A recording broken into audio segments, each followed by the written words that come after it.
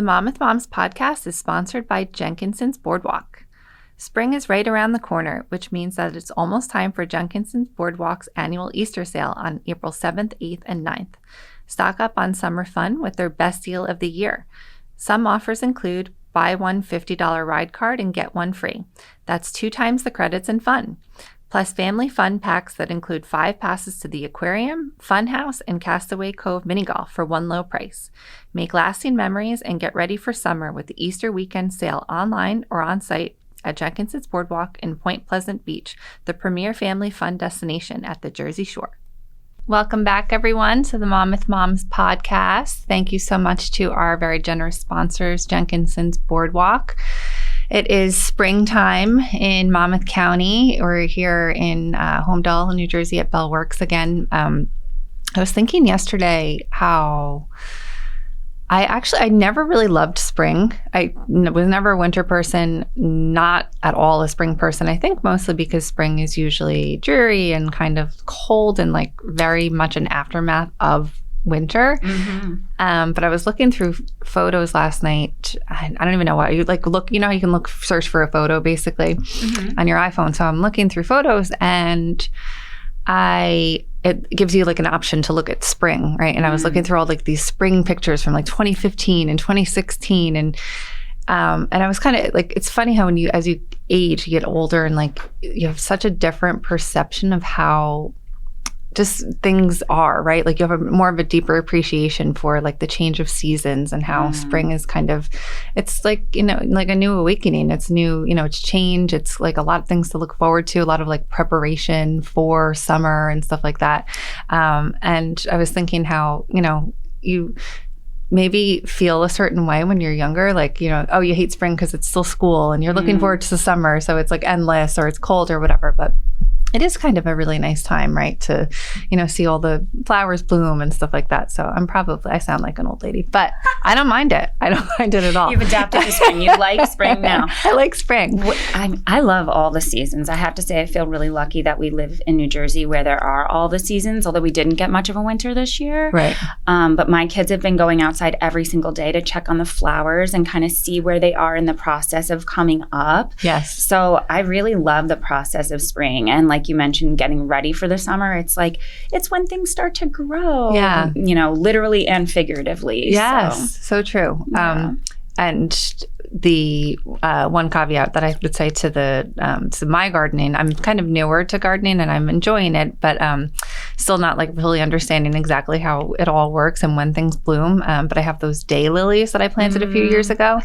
I do love them, but they bloomed a little bit earlier this year because of our weirdo winter. You know, yes. It's been very mild.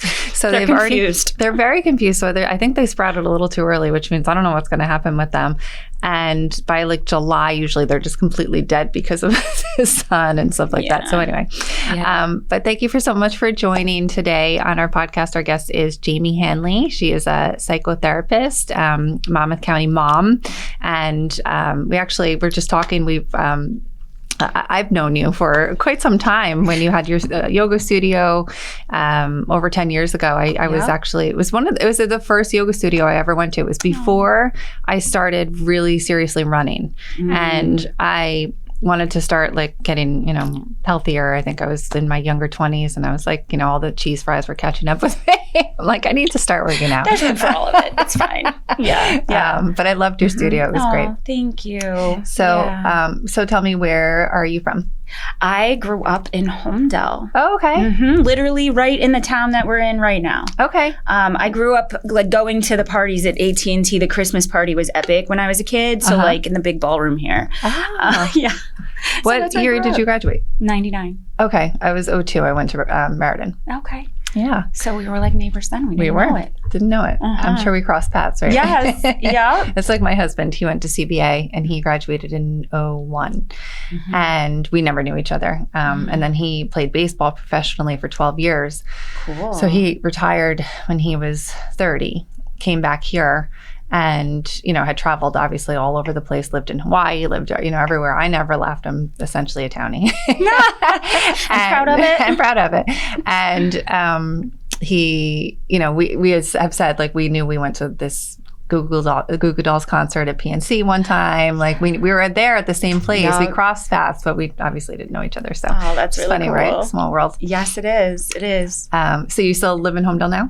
I do not. Okay. I do not. I'm in the like Red Bank, Shrewsbury area now. Oh, nice. You'll find me around there. Sometimes in the Asbury. That's where I hang out. Oh. So, yeah. We were just at Asbury Lanes for the Top Cookie event with the Girl Scouts of the Jersey Shore. Have you been or heard about it? Oh, I've heard. We are a Girl Scout fam as well. Okay, I'm a cookie dealer mom. Yep, me too. So they're actually, I work with them with Monmouth Moms, the Girl Scouts. Nice. So every year we go to support the Girl Scouts, and it's a really great event because you get to try all these fun cookies, and the bakeries and different restaurants participate and transform a Girl Scout cookie into a dessert. And then there's usually a panel of judges. So this year it was Carla from Oak Hill Farms, who's been on the podcast. She's amazing. Yeah. And David Burke, and I'm going to butcher the rest of the judges' names, but it was a really fun night. And there's always a really great winner, and different restaurants participate. So that's cool. So it was fun. But Asbury Lanes even too has been like really transformed a bit. Yeah. Oh my gosh, I used to hang out there now. When I was younger, and it was still cool. It was just like a different space. Right. Now it's very cool. It's very cool now. Yeah. I mean, I was definitely not that cool. I was loitering in Red Bank parking lots as a high schooler. So, not as cool as hanging out at Asbury Lanes. So tell me, I know you owned a yoga studio in Hazlitt, but tell me how you got into therapy and what that looked like for you. So when I graduated college, I ended up going into a corporate job and found myself kind of feeling disconnected and wanting to help people more. Okay. And during that time, I did a yoga teacher training. I started apprenticing with the woman who owned the studio and decided, I've always wanted my own business. Mm-hmm. So I went down that entrepreneurial path with opening a yoga studio, bringing it down here, because back in 2009, there was only a couple other places around here.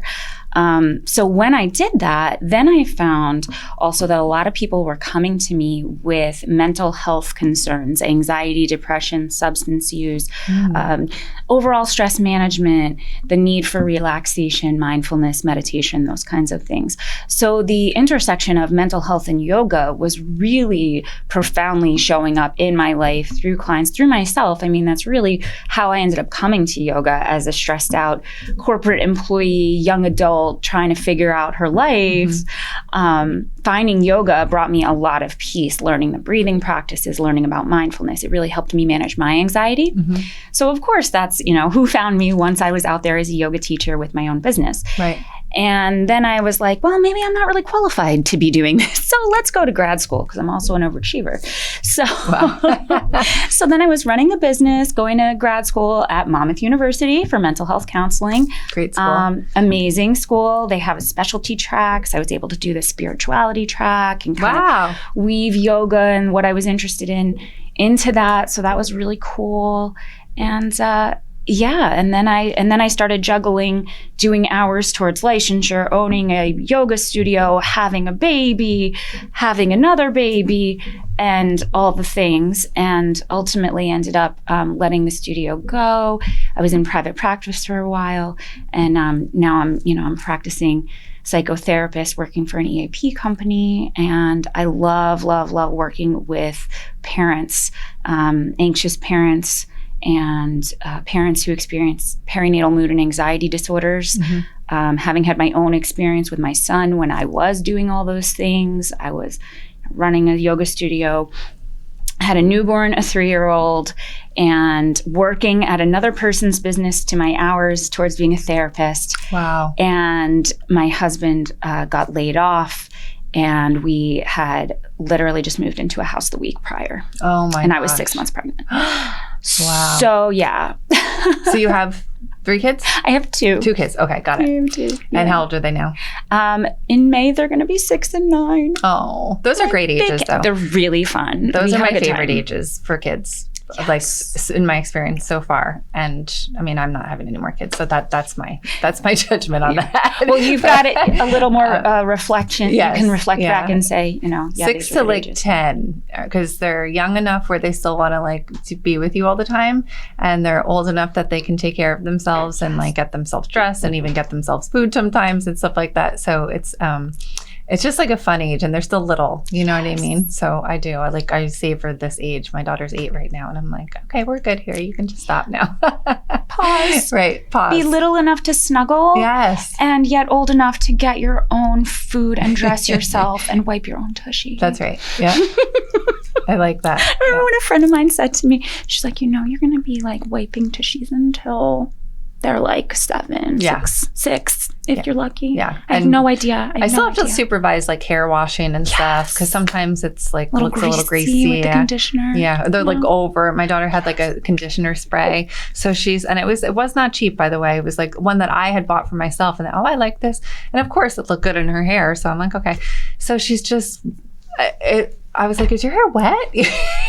Spraying away. Yep. So I condensed that with some water, and we're getting some like long lasting use out of it.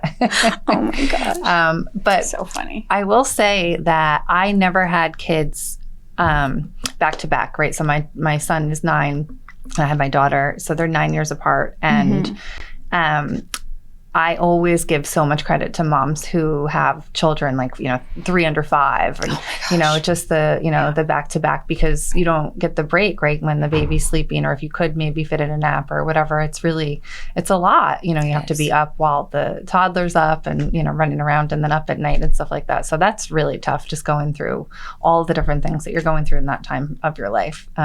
So tell me, what was that like for you when, you were entertaining kind of a new career path and experiencing, maybe your own like mental health experiences as a new mom? Yeah. I had so much going on at that time. And so I was able to reach out to my boss at the time and ask her for support. And so they knew what was going on. And I think really being in the field of mental health and being willing to accept the support, my midwife telling me, there's this program at Monmouth Medical Center. At the time, it was the only program in New Jersey that they have this maternal mental health program that's just for moms, babies, parents who are pregnant up until 12 months. And it solely focuses on the challenges of that time. So when they said, I think you should go here and get some like truly specialized help, people who know how to work with maternal mental health and the unique challenges of that time. Because what happened was I became more at risk with the moving into a new house. That was a big change in my life. And my husband losing his job and experiencing financial stressors, being pregnant and having a child just under 3 all kind of lined me up for being really overwhelmed and angry at that time. I was experiencing a lot of anger, and that's very unlike me.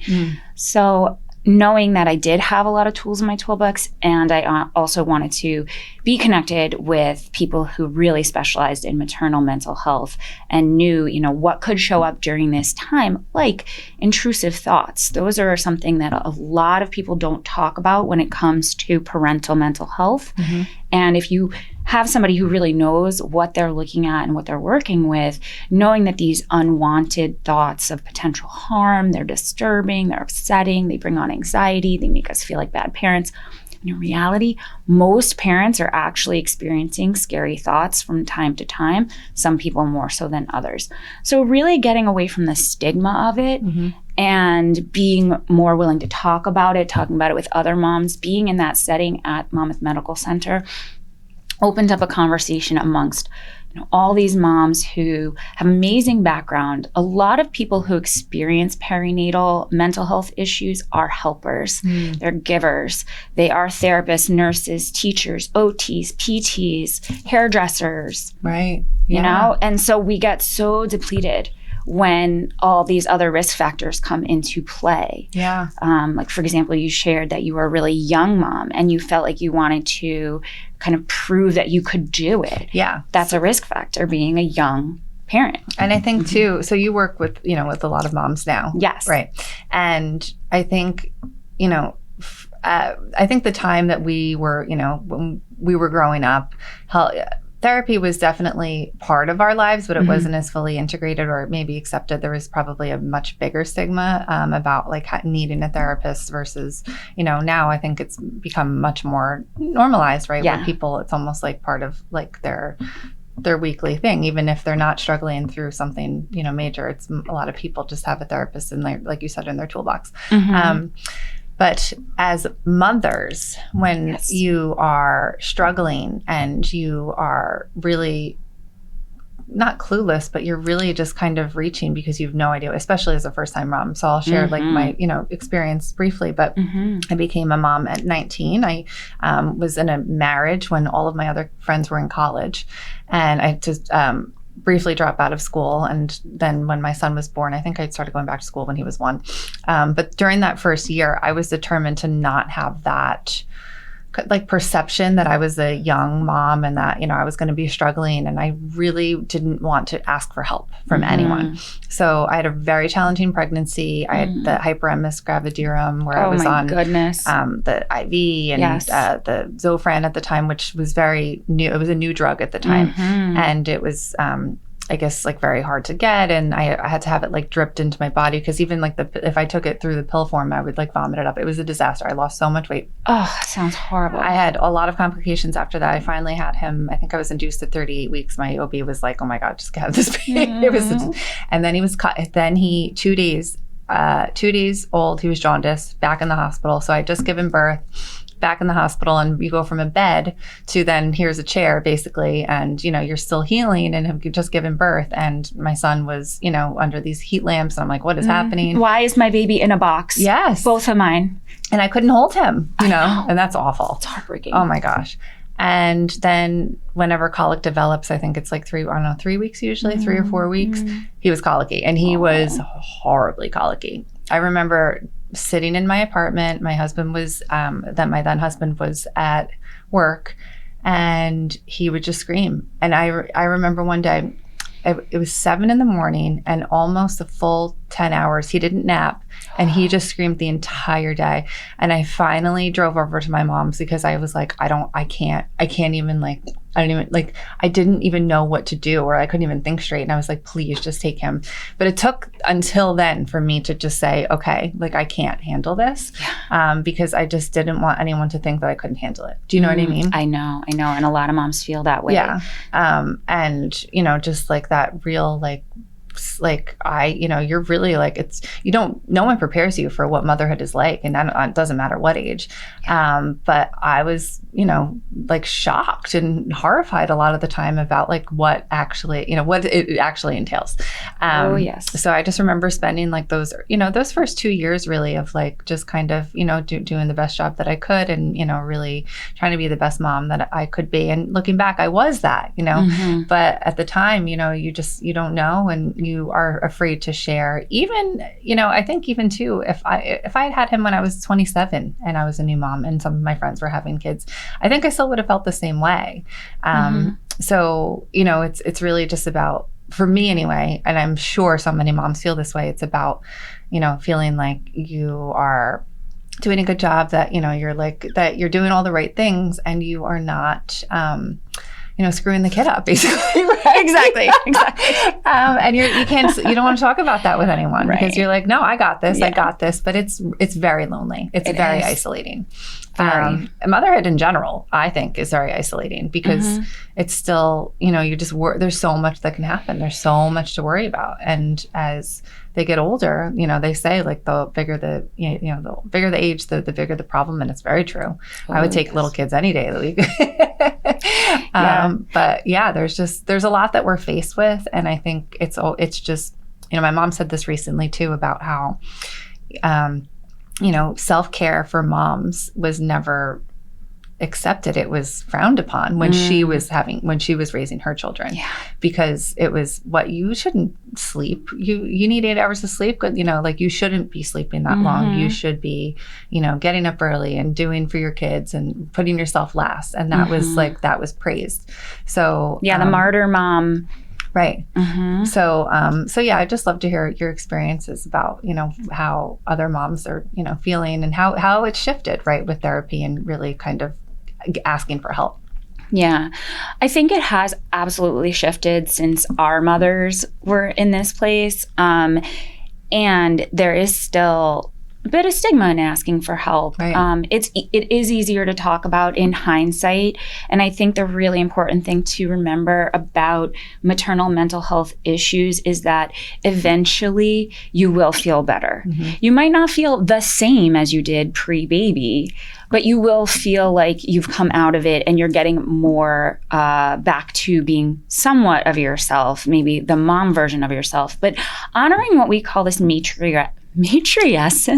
It's like adolescence, mm-hmm. but the transition into motherhood and parenthood is a whole thing. So the loneliness, and it is very isolating to have a baby and young children. And there's a lot of effort that has to be put forth to connect with other moms. And it's absolutely necessary for our mental health. So you hear this joke a lot, like, it takes a village, but like, where are they? Do I have to call them?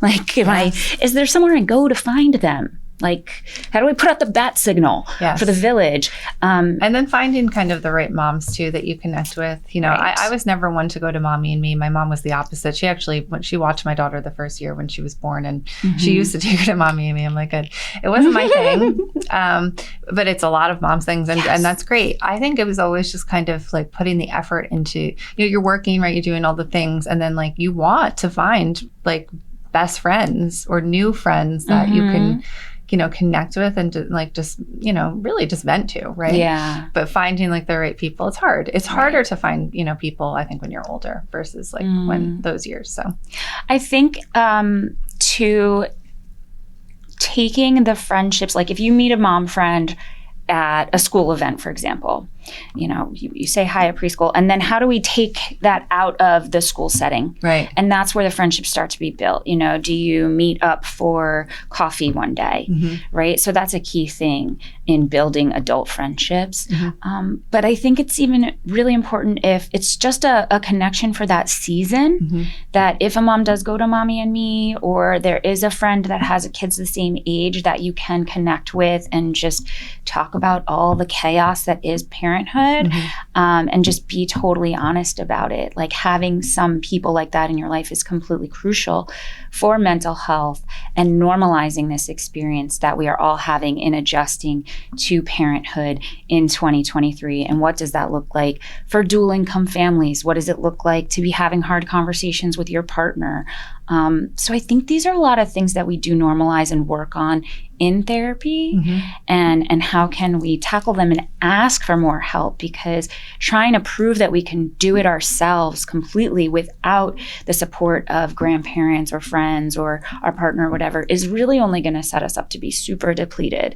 And I do think that social media, as challenging as it can be, with putting up pictures of how the perfect mom looks and that being harmful, social media can also be really helpful when we share real challenges and we provide real education, or we cull our feed to be actually people who we connect with because they are authentic, mm-hmm. not because they're painting a picture of like what the perfect mom looks like.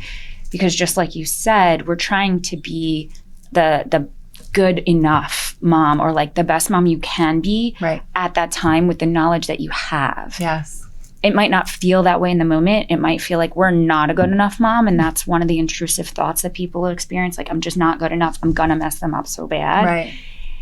And the reality is, if you care that much, then you are a good enough parent. Yes. So that's very true. Yeah, mm-hmm. without a doubt. I've, the nights that you wake up in the middle of the night and you're just, I'm a worrier. Mm-hmm. So I'll worry, all the crazy thoughts that come to you when you're, trying to get to sleep. 3 a.m. Yeah. So you're like, oh, and also this could happen, Right. But I think, really just trying to, they say, you can have it all, you just can't have it all at once. Mm. But social media can be really destructive in that sense, because you see other people doing all these things, right? They're building their careers. How can they do this? They put pretty pictures on. They go on 3 vacations a year. I can't even afford one. And, just all of these, things you're just beating yourself up about constantly. Versus really like knowing that I don't know a single person that has it all together. I don't know a single person that, is, I know people that are genuinely happy, but I think their happiness comes from contentment in their, just day to day living, and not, from all the things that they have and, all the things that, you think would make you happy, which is hard to practice because, there's a lot of things that you want that you think that you could make you happy. But I think the biggest thing for me and for moms to like know is that you really can't do all of it at once. And that is number one. And that, if you want to achieve, I don't think anyone should ever like give up on what they wanted to achieve and their goals and dreams and stuff. But, but it's hard to, manage all of it every day. So, so what are you work with a lot of moms. What are some of the tips and things that you tell them if they're like really struggling, especially moms that are, new, have infants at home, or kind of like in the thick of, new motherhood? In the trenches, as we call it. Yeah. Well, definitely finding a mom pal to be in the trenches with you is super valuable, as I said. Asking for help. And, it's not just on you to care for this little person. It might feel that way, and it's not. Your partner is capable of doing everything that you can do as mom. Right? So like, okay, maybe if you're breastfeeding, then they're not going to do that. But they can also bottle feed. They can also get up in the middle of the night. How do we get you protected sleep? Right? Sleeping, eating, drinking enough water, making sure you have snacks on hand. These are the foundational elements of our mental health. And if we're not getting decent sleep, and I know as a mom, I have not slept the same since I was pregnant. So 10 years. I haven't slept the same in 10 years. We're going to accept that, and we're going to take the, stretches that we get and make sure that they're quality protected sleep. So, if you're a new parent and you're, there's an 11 o'clock feed, there's a 3 o'clock feed, there's a 6 a.m. feed. How are we going to trade off so that this feels more fair, that it doesn't feel like it's all on one parent? How are we going to divide up the feeding the rest of the family or getting the house clean? All of these things that make up the invisible labor of women that is necessary to run our households. And it does not have to completely fall on you. If you're making your primary role to tend to this tiny human, there have to be other people participating in all the other things that you do to make your household run. And one of the most brilliant things that one of my clients told me that she was going to do, and she did for her maternity leave as a working in the home mother. She made like a standard operating procedure. These are the anxious, overachieving moms that let's work with. She's like, I'm going to write out every single thing I do for my maternity leave, because I want my mom to know these are the steps of how I do the laundry. These are the steps of, XYZ for my son's snacks in the morning, or whatever it is. Right. And I've done this when I go on vacation, or when I would go on a business trip when my kids were really little. I'd make a list of like their whole schedule and everything. Right. Like recruit the people who love you and want to see you thrive, and give them the directions. It's going to be challenging in some situations than others. I know with grandparents, sometimes it's like, well, we did this with you and you turned out fine. Right. And it's okay to speak your truth, advocate, be the mama bear that you need to be, because these are your babies and we know a lot more now. So whatever it is that you have to ask for, working on asking for that and being okay with accepting help, whether it's in the form of, household support or mental health support. If you're at a place where, the baby blues have gone longer than 2 weeks and you're experiencing intense mood changes, lots of crying or extreme worry, not being able to sleep, all these things, just kind of eat away at our mental health. And then all of a sudden you can find yourself kind of spiraling down or on the floor, and we need to peel you back up off the floor because mama has fallen to the bottom of the list. So do you find a lot of moms will say, if if maybe you're giving them here's a few things that will work, right? Delegate and give tasks to people that live within, your house or your family members. I know how I am. I'm a very controlling person. I like things a certain way. And usually it's like what moms all say, it's just easier if I do it because it'll get done the right way. But also I found even now today, I don't ask for help a lot of the time because I feel bad or guilty that I'm asking these people who I love to do things for me when I could probably just do it and it's easier for them, but not easier for me. So is that a common thread amongst moms? Absolutely. I so appreciate you bringing this up because it really is. And I like to address that guilt is the thought that I'm doing something wrong. Right. So is asking my partner to take care of dinner tonight so I don't have to think about it wrong? No. It's not wrong. So how can we challenge that mom guilt that we should be doing all the things? Anytime you catch yourself shoulding on yourself, challenging that idea. Oh, I should be, doing all the nighttime feeds, or is it wrong that I don't do the nighttime feeds? I should be doing it because I'm mom. Right. No, you're not doing anything wrong. Your partner can equally contribute to participating in whatever it takes to care for your child and your household, because we have this misconception because of the patriarchy that household labor is women's labor.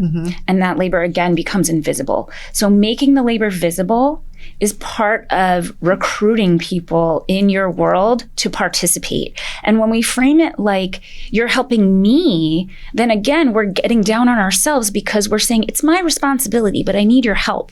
But really, the household is everybody's. Right. It's not just on moms. So, reframing the way we think about things, whether it's household tasks or finances is another thing that comes in a lot. Well, I need to do all these things because my partner's working all the time and they're too tired, but you're also working all the time.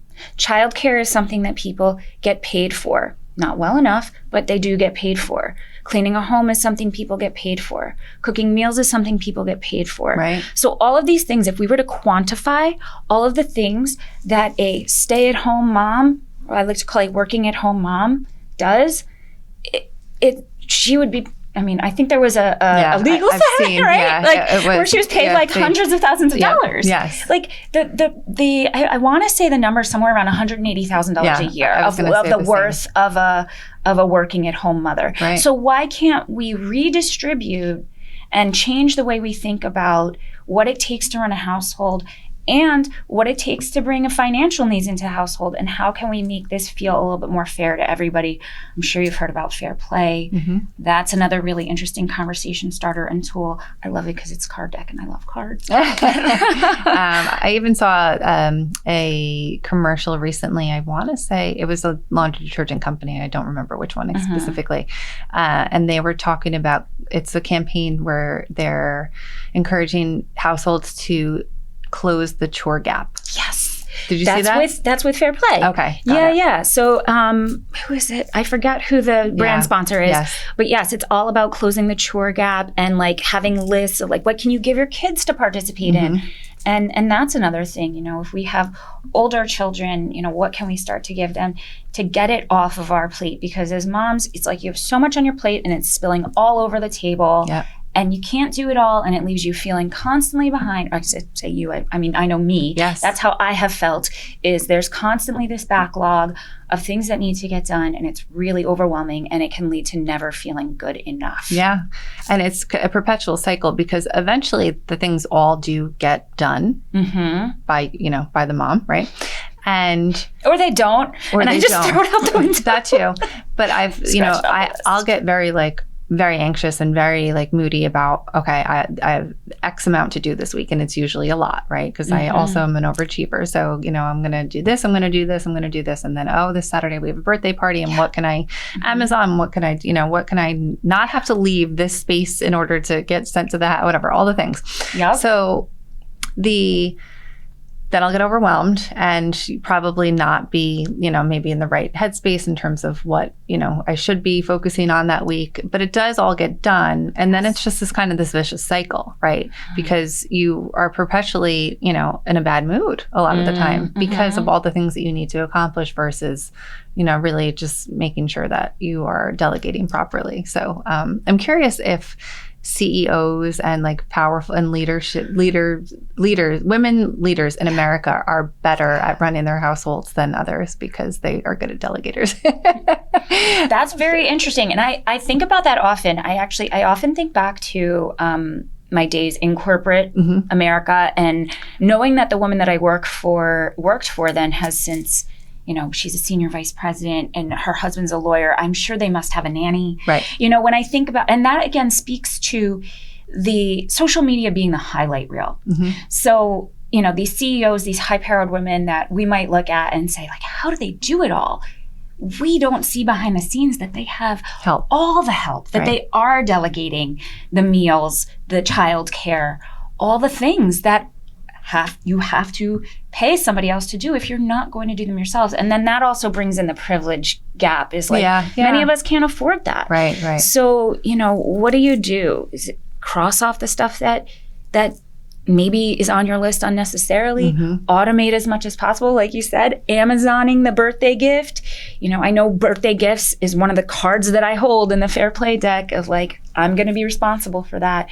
And I always use Amazon. I recently signed up for Shipt and Target and get it, if I can put that grocery store order in on my computer or from my phone, that's how I'm going to check those things off. So delegating isn't only to other people. It can also be using a service that saves you time. Right. But again, the privilege. I'm privileged to be able to pay for Shipt so I can have my Target delivery brought to my house so that I can still continue my work. Right. So it's a lot to remind ourselves that we don't know the whole story, that we can continue to look for resources. And I think that we need to be mindful in the present moment when we're with our kids and we're, having a moment where we can really connect with them and focus on 15 minutes of meeting their needs and co-regulating with them, being our nervous system's talking to each other in a way that shows them that they are calm and safe and cared for, then you're really doing the best job as a parent. Whatever, if the groceries don't get here today, like you said, things get pushed to the next day. Right. Or they get delegated, but you are meeting your child's needs. If you're responding to their request to, hey, will you play with me? Will you snuggle me? Not all the time, but when you can, you have those moments of connection and you practice being mindful and soaking in that moment, like we were saying earlier, while they're still little in that sweet spot, and they want to be with you, and being mindful of that, landing in yourself, connecting with your breath, going for walks outside, taking them. Oh, I love that. Yes. Yeah, taking them to see the spring buds and check on the flowers in the morning. How do we land and anchor ourselves in those moments?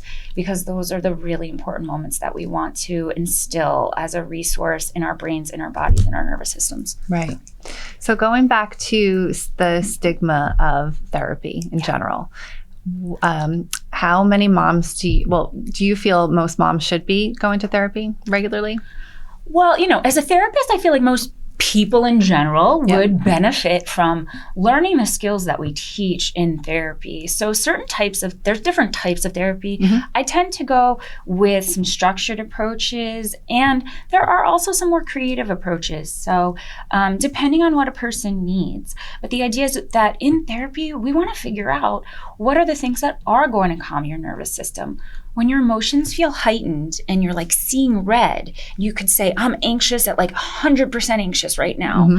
There's so much on my plate. How do I bring myself down? And different people are going to need different things. So the idea of, working with a therapist one-on-one, that they give you some tools to get yourself out of that distressed state and back to a state where you can be calm and connected with your kids. Okay. And that's when we're going to parent from like showing up the way we want to show up, as opposed to showing up like a frazzled mess. Like, my husband would joke sometimes, like, I looked like a Barbie doll. Like, my daughter has this Barbie doll and her hair's like all crazy. All matted, He'd pull it back and he'd be like, "Mommy feels okay." And then he'd let the hair go and be like, "Mommy feels overwhelmed," right? Like, I don't want to show up as the mommy feels overwhelmed hair in a panic Barbie.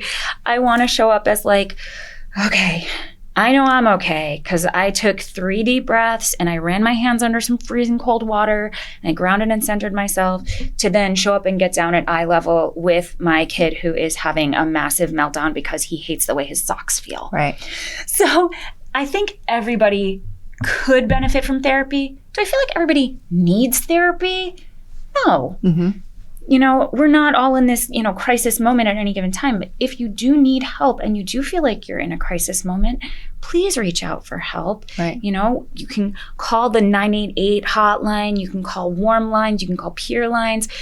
For parents in the perinatal period in particular, the Postpartum Support International hotline, or their website has such amazing resources for very specific populations too. So we got military families, LGBTQIA plus families, you know, like surrogate families, adoptive families, like teen moms, like just parents of color, just all sorts of variety of groups that are virtual that they have.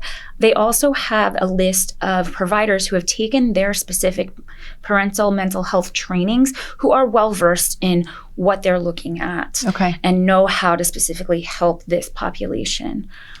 So we were talking a little bit before when you walked in about access to therapy. And I think many people's perception is it's expensive. And even if you do have insurance, it's expensive, right? And I can't afford to go to therapy and it's going to cost hundreds or even thousands of dollars a month if we're all going, right? Right. If everyone in the family is going. So I know a lot has shifted. There's been a big focus, I think even in the media, most recently, talking about the mental health crisis with young women and teens and girls in particular. I think a lot of that is stemming from social media, unfortunately. But there is definitely a crisis, and there's also been a shift and change in access to therapy. So what does that look like now? And I know it's different for everyone, but... Yeah. Well, there's such a variety of resources available, and I think people don't necessarily recognize what resources are available. So yes, there is a misconception that, you know, everybody can go to find an outpatient therapist. It's going to cost you $100 plus for each session. And like, yeah, that if you have that privilege and you can find somebody, that's going to be the fastest way to get to somebody. You know, they have their private practice and they're out of network. Right. And there are certainly people like that. And if you're privileged and you can do that, then great, good for you. However, that's not most of us. A lot of us, you know, it's expensive to live in New Jersey. Every time I turn around, something's like $500. I know. So, you know, you want to start with your insurance company and the plan and looking, you know, what kind of benefits do you have and understanding that. There's also amazing resources like Headway, Alma, there's another one I can't remember the name. Grow, I think, is another one. Okay. But if you go on headway.co, for example, this is going to list providers, what insurances they take, and their soonest opening, and you can book with them right through Headway. So you can see if somebody has a specialty of maternal mental health, anxiety, OCD, whatever it is you're looking for in your area, in person or virtual. And you don't that's the nice thing. So I think too, you know, a lot of people don't know that. A lot of people do, but a lot of people don't know that there is the opportunity to see a therapist virtually, which, you know, I think it's convenient mostly. So awesome. Oh my gosh. For the parents, it is awesome because you can do it at work, right? You could do it on your lunch break. Right. You could do it at nap time. Right. I put a lot of the moms in at their nap time. You know, baby goes down at 10:30. That's when we're having our session at 10:45. Right. So, you know, it works really nicely. And I've been doing that for a while since, you know, before the pandemic. But I think the pandemic really showed people how beneficial virtual telehealth sessions can be. There's a benefit to in-person, absolutely. There's the confidentiality, there's a separate space, there's getting that time for yourself, there's the environment. And if that's the difference between getting counseling and learning those skills and getting that support versus not being able to go somewhere and bring the baby, which some people certainly, I would welcome babies to sessions. I'm happy to hold your baby while you have a break and drink your coffee. But, virtual is awesome. Right. So, so looking at your insurance, finding resources like Headway or your company's employee assistance program, that's another place to go and get benefits. Usually there's a finite amount of sessions, and they try to hook you up with a therapist. Resources like Postpartum Support International, Monmouth Medical Center's perinatal mental health program is local. We also have the New Jersey Family Consortium. Okay. That is and I can get you, if you want to post it in the show notes, links to a lot of these resources. So if anybody's listening to this, they can just go straight there. I would love that. But there are nonprofit organizations.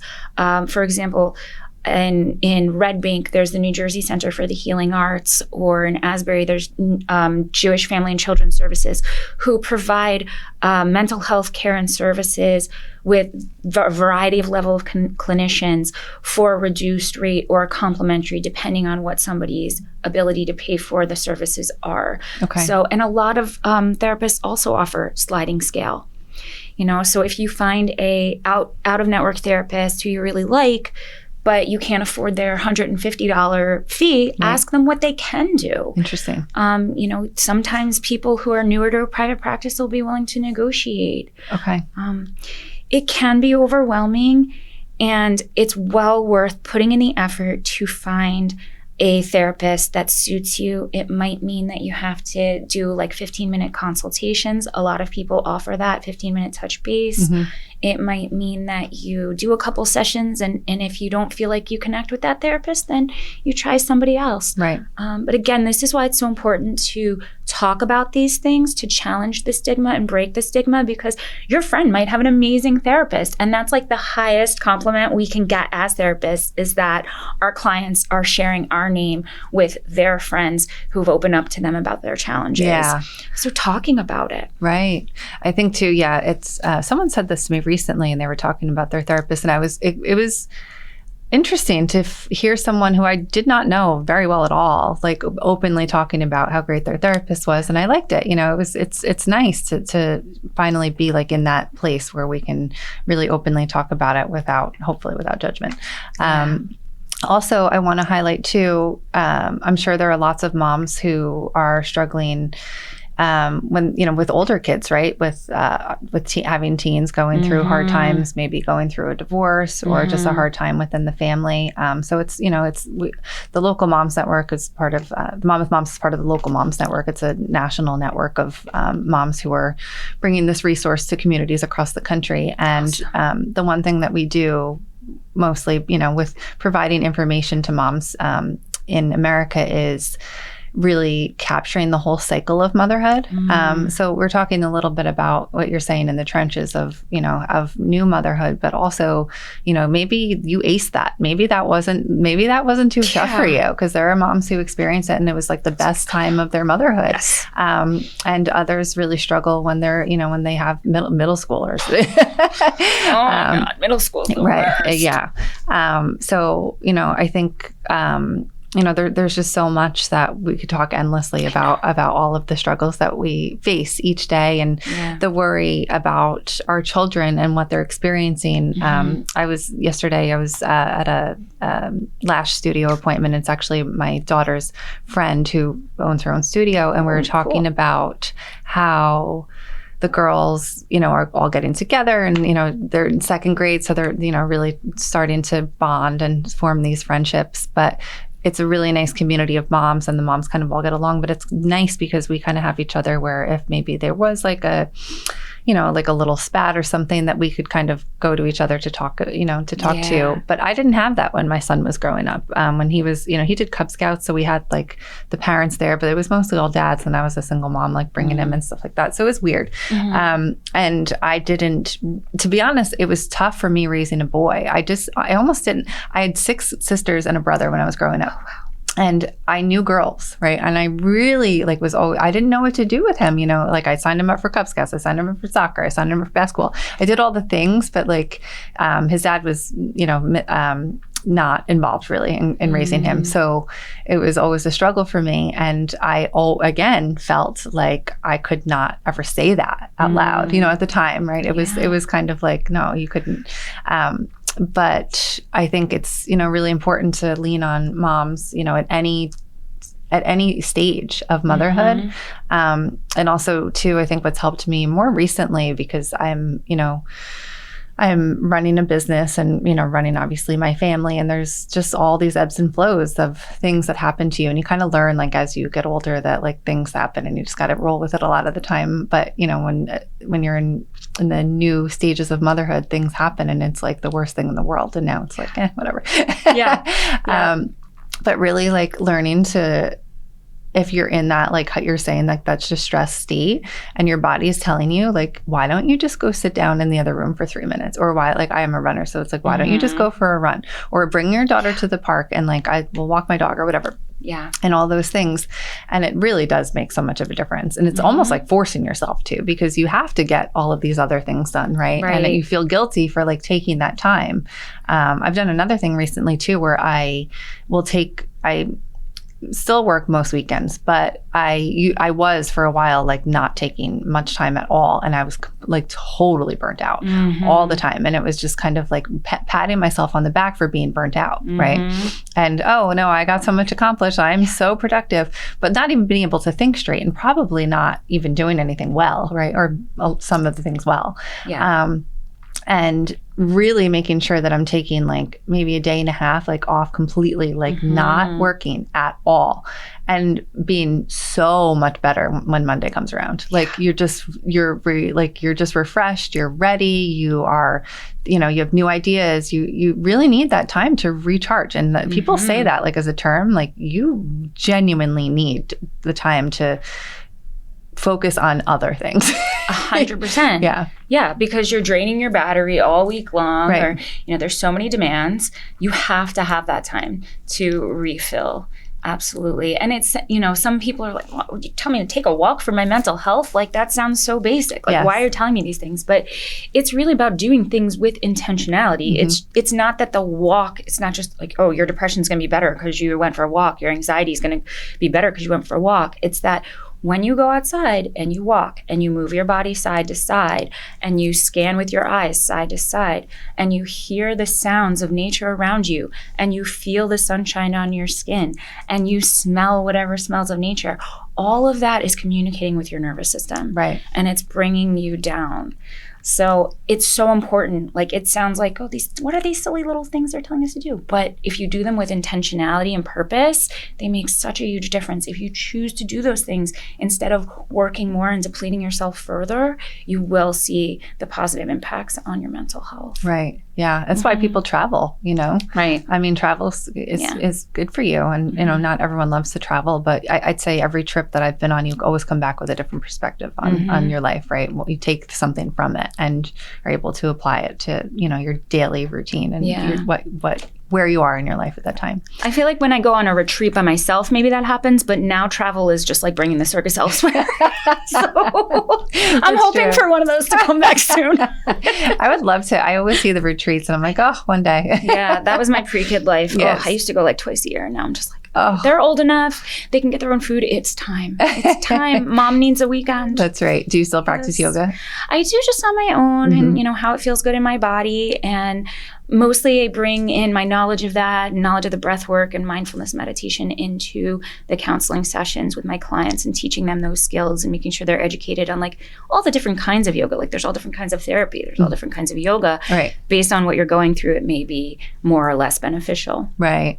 Yeah. So I love to always ask the moms that come on, where do you like to go in Monmouth County with your kids when you're not working? Oh boy, where do I like to go? We love Doorbrook Park. Yeah. Great one. Our favorite park is definitely Doorbrook. My kids love it. I mean, I love like just letting them go and ground and that was great when they were little because it was a great way to break up the day. Lifesaver. And it was just nice and the kids love it. It's big. That's a great park. It's huge. Gosh. We love Doorbrook. Definitely the playground, the whole like instruments in there and all the cool sensory play in there. Right. And the water parks is awesome. And we recently started at Lake House Music in Asbury. Okay. Yeah, I've worked with them before. Awesome. My kids are so happy. Their little kids class is so cute. And my daughter's obsessed with the band and she loves to sing and she's learned piano. So that's something. And we just like to go and have our Saturdays, our music Saturdays, and get some coffee after and walk around. So, just hanging out, enjoying. And you said you love Asbury. Any favorite restaurants that you like to go to? Homesick. Okay. I haven't been there. That's where Brickwall was originally, right? Okay.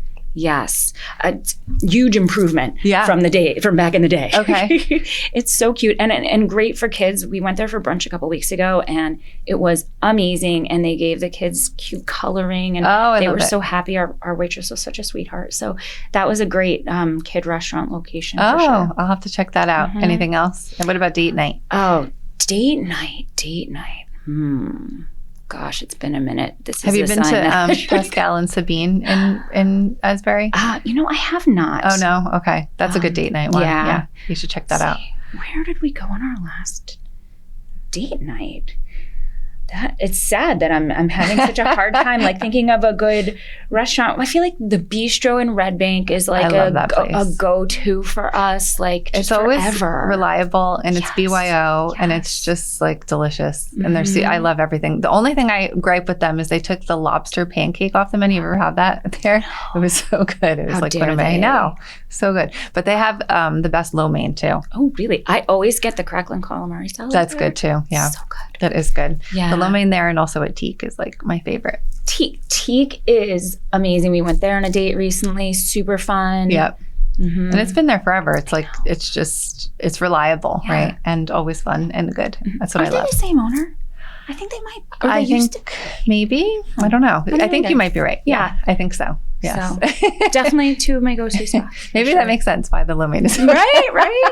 That would make a lot of sense. Well, thank you so much for joining and talking about mom's mental health. It's super important to really create awareness and really just talk about, how we're all feeling and that it's okay to, not be okay, right? Yes. But what would you say to moms really that are just struggling right now and, kind of don't want to have to do anything. They're just hoping it'll pass.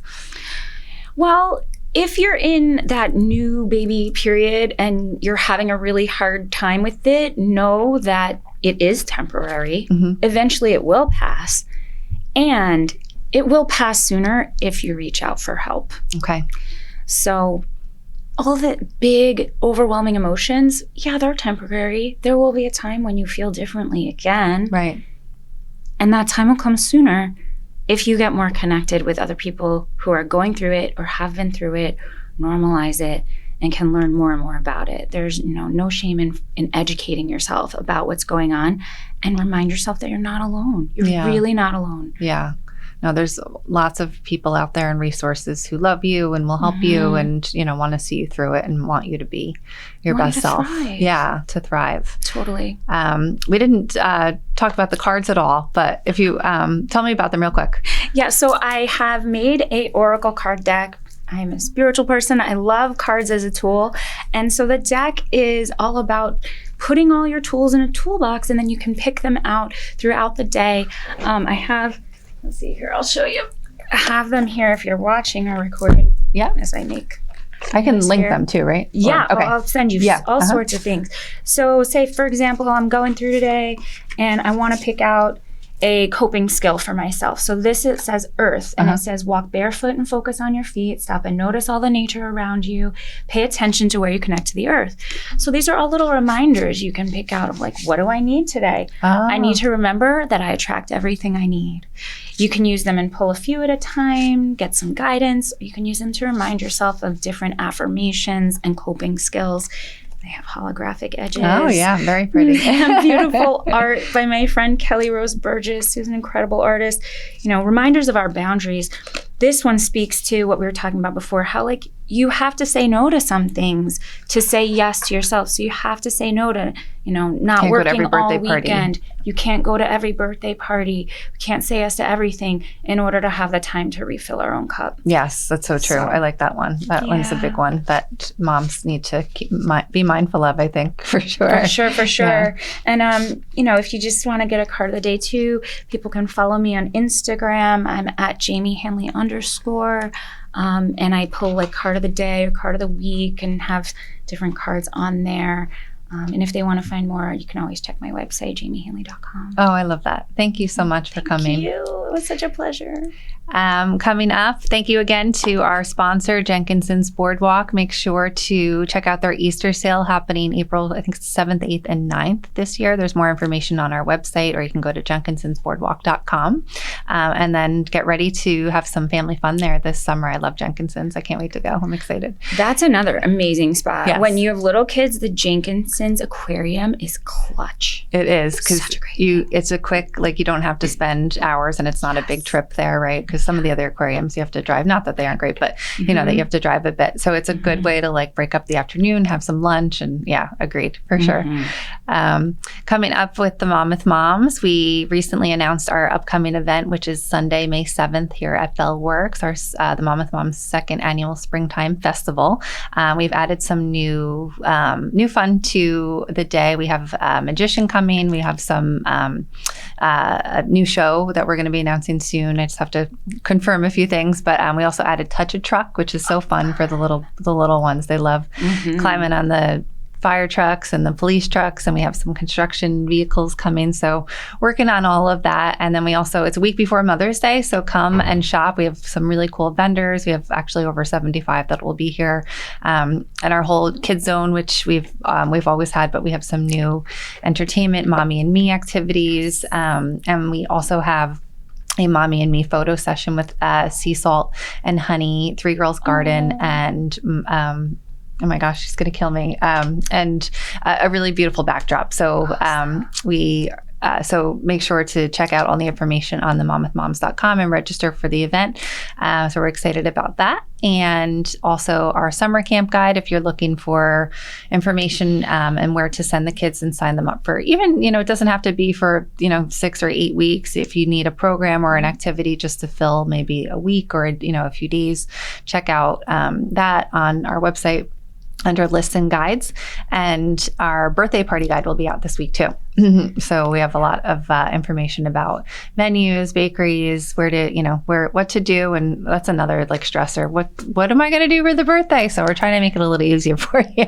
Well, like that's so amazing. Like you're such a resource for all the moms in our area, trying to take off some of the mental load, some of the stuff that's on our plate when it comes to planning all these things like camp and birthdays. Yeah. And that's amazing. Yeah. So thank you. Oh, thank you. I hope that our whole goal, our mission is to give moms the gift of time. So I hope that you can lean on the Monmouth Moms and any of us within the local Moms Network to do just that. So with that, thank you and enjoy your day.